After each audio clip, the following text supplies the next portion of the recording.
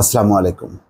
প্রার্থী অপহরণ ইস্যুতে প্রতিমন্ত্রী পলকের শ্যালককে ইসির তলব। ভালো, এটা মানে ইসি যে তলব করেছে এবং লুৎফুল হাবিবের বিষয়টি এত বেশি প্রকাশ্যে এসছে, সিসি ক্যামেরার ফুটেজ এতদিনে অন্য মানে মনে করেন যে এই লুৎফুল হাবিব বিএনপি করতো তাহলে মানে এই দুনিয়ার চেহারা দেখতে হতো না। এতক্ষণে একেবারে সরাসরি ওখান থেকে যে জেলের মধ্যে ঢুকা দিত।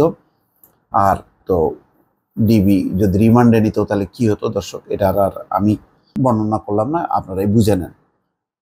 তো এখন এই নির্বাচন কমিশন তলব করেছে, নির্বাচন কমিশন তলব করে আবার যেটা হয় উল্টা দেখা যায়, এই যে একটু বিধিমন্দ একটু ভৎসনা করা, না এরকম করা ঠিক হয়নি, হ্যাঁ আপনার দুলাভাই হচ্ছে প্রতিমন্ত্রী, আপনার এই সমস্ত মানে ঠিক এগুলো এক ধরনের জামাই আদর। ঠিক সত্য যে অবস্থান, এক ধরনের ক্রাইম, অপরাধ, মানে যেভাবে দেলোয়ারকে পিটানো হয়ে তার অজ্ঞান অবস্থায় বাড়িতে ফিরে রাখছে, তাকে আইসিইউতে নেওয়া হয়েছে, তার বিপরীতে আইনগত অ্যাকশন কোথায় নেই? সে তো মারাও যেতে পারত, জীবন মৃত্যু সন্ধিক্ষণে হলেই তো আইসিইউতে যায়। তার জ্ঞান ফেরেনি, এখনো সে আটকে ওঠে নাকি ভয়ে।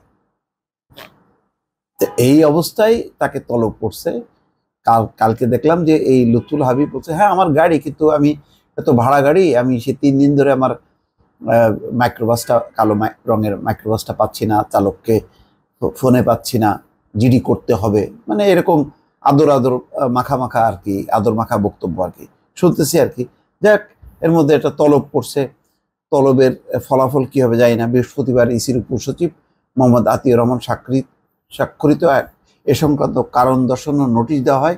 নির্বাচন কমিশন ঘটনার প্রাথমিক সত্যতা পেয়ে এই তলব করেছে বলে জানা গেছে। সবই প্রাথমিক, দেখবো এরকম অবস্থার মধ্যে আছে।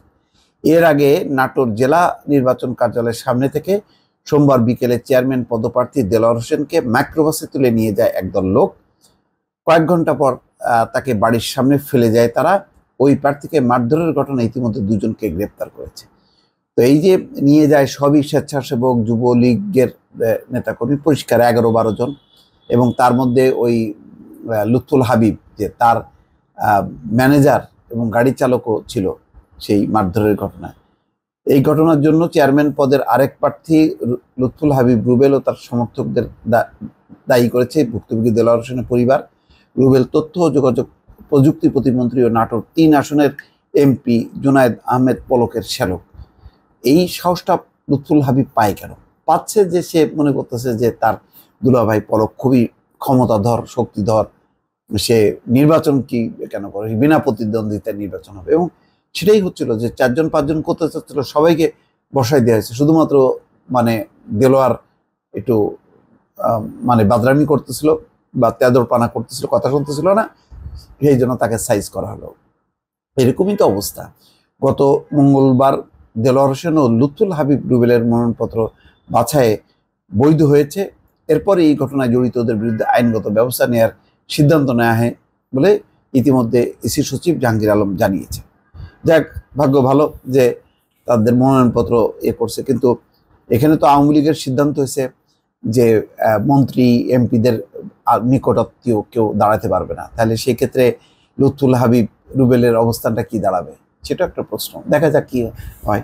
দর্শক ভালো থাকবেন, আল্লাহ হাফেজ।